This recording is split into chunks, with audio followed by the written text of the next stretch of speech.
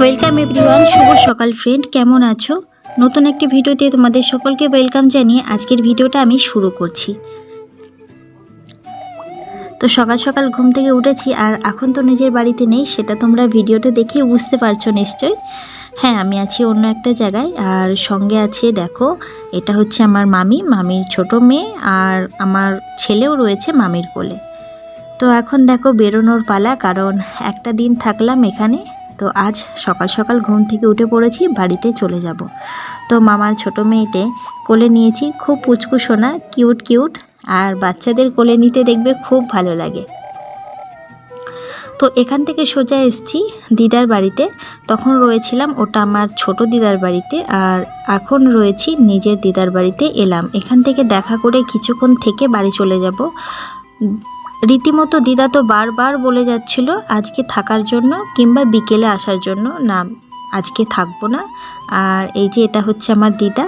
তো ওখান থেকে অনেকটা লম্বা জার্নি করার পর আমরা নেমে পড়েছি শান্তিপুর স্টেশন হাটে। আজ ছিল যেহেতু শনিবার, আর এখানে কিন্তু শনিবারে হাট হয়, আর এত সুন্দর সুন্দর জিনিস ছিল কি বলবো। এখানের অনেক জিনিস আমার যেগুলো পছন্দের সেগুলো অলরেডি আমার ঘরে রয়েছে, তো এখান থেকে কিছু নেওয়ার প্রশ্নই ওঠে না। আর এখানে জিনিসের দাম খুব কম, যারা ব্যবসা করে এখান থেকে তারা নেয়, আর আমাদের তো চেনা জানা, আমরা তো এখান থেকে নিয়ে যাই। আর ওখানে কিন্তু খুব সুন্দর সুন্দর ছোট ছোট গাছও বিক্রি হচ্ছিল, ফুলের গাছ আর জামা কাপড়। দেখে তো পুরো মন ভরে গেল, কারণ কোনো কিছু মার্কেটিং কিংবা কেনাকাটা যদি করার ইচ্ছা হয় আসি, আবার অন্য জায়গা থেকেও নিয়ে নিই, কারণ আমাদের এখানে এত জিনিস নিয়ে নিয়ে অভ্যস্ত হয়ে গেছি আমরা, মানে ওই ছোটোখাটো জিনিস দেখে আমাদের পছন্দ হয় না, এই রকম একটা ব্যাপার। তো দিদা তো ব্যাগ ভর্তি করে অনেক জিনিস দিয়ে দিয়েছে, তো সেগুলো এখন আমি টুকটাক করে বার করে রাখি, তারপরে তোমাদের বলবো দিদা আমার জন্য কিংবা ছেলের জন্য কি কি পাঠিয়েছে, ঠিক আছে?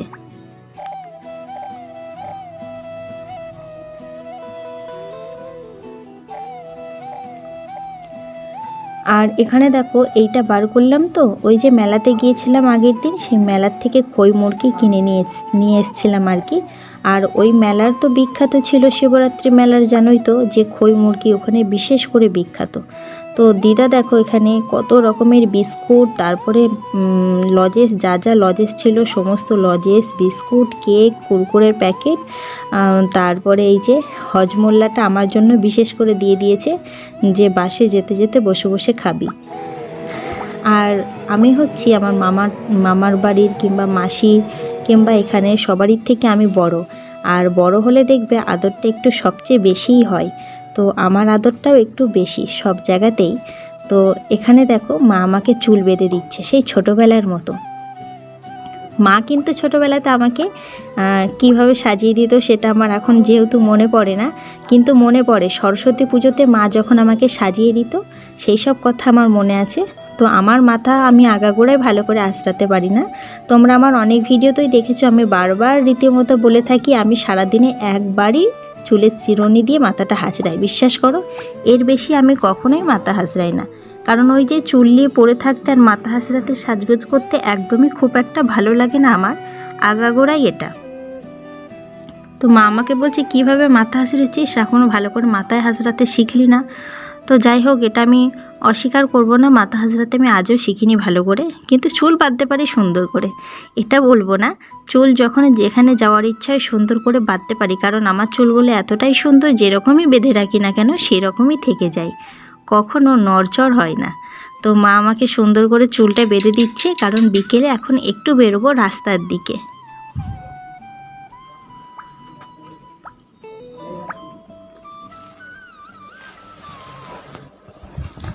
তো রাস্তা দিয়ে এখন হেঁটে হেঁটে যাচ্ছি।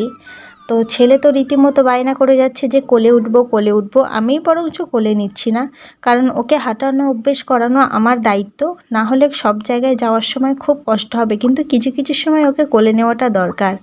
তো এখান থেকে সোজা এসছি একটু বইয়ের দোকানে, এখান থেকে বাবান সোনাকে একটা বই কিনে দিলাম, কারণ আমি তো এখন মায়ের বাড়িতে রয়েছি, যেহেতু এখানে তো বাবান সোনার বই নেই, তো ওকে তো পড়াতে হবে সকাল সন্ধে, তো তার জন্য একটা বই কিনে দিয়েছিলাম।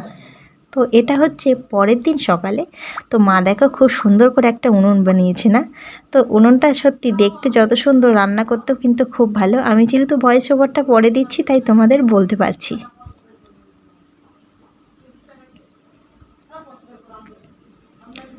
তো এখন যাচ্ছি একটু বাজারে। তো বাজারে চলে এসেছি, আর বাজারে যে কত রকমের সবজি রয়েছে মানে কনফিউজ হয়ে যাচ্ছি কোন সবজিটা নেওয়া হবে আর কি আজকে দুপুরের জন্য। তো এখান থেকেই সিলেক্ট করে নেব। আর এই যে দেখেছি এখানে কাঁকড়া, এই কাঁকড়া কিন্তু আমি অনেক দিন পর দেখলাম, কারণ আমি তো ওই বাড়িতে কখনো বাজারে যেতাম না। আর এখানে এলে তো আমাকে রীতিমতো বাজারে আসতেই হবে। তো একটা বাচ্চা, ছোট বাচ্চা মেয়ে তো কাঁকড়াটা ধরে আমাকে দেখাচ্ছিল, তাই আমি তোমাদের সঙ্গে অলরেডি ভিডিওটা করতে পারলাম। আর ওখানে দেখো অনেক রকমের মাছ রয়েছে, এখান থেকে ছোট মাছগুলো আজকে নেব। আর এখানের একটা জিনিস তোমরা দেখতে পাচ্ছ, ওই যে কাদা মাছ কিংবা কুচে মাছ যেটা বলে, ওটাকে দেখলে আগাগোড়াই আমার ভয় ভয়ই লাগে, সাপের মতো লাগে। আর এটা হচ্ছে পুজোর প্রসাদ। তো সকালে পুজোর প্রসাদটা খেলাম। আর এই যে ছোট ছোট মাছ কাটতে এখন বসে পড়েছি। কিন্তু দেখবে বড় মাছের থেকে কিন্তু ছোট মাছগুলোই খেতে সবচেয়ে বেশি ভালো লাগে যারা খায়। আর বড় মাছগুলো অতটা খেতে ভালো লাগে না। আগে যখন ছোট ছিলাম ওই রুই মাছটা ভালো লাগতো, কিন্তু এই বড় হওয়ার পর এখন বুঝতে পারি রুই মাছ তো একদমই ভালো লাগে না। কিন্তু ওই যে নামেই আছে রুই মাছ, কাতলা মাছ, ওই জন্য কিন্তু খেতে অতটাও কিন্তু টেস্ট লাগে না।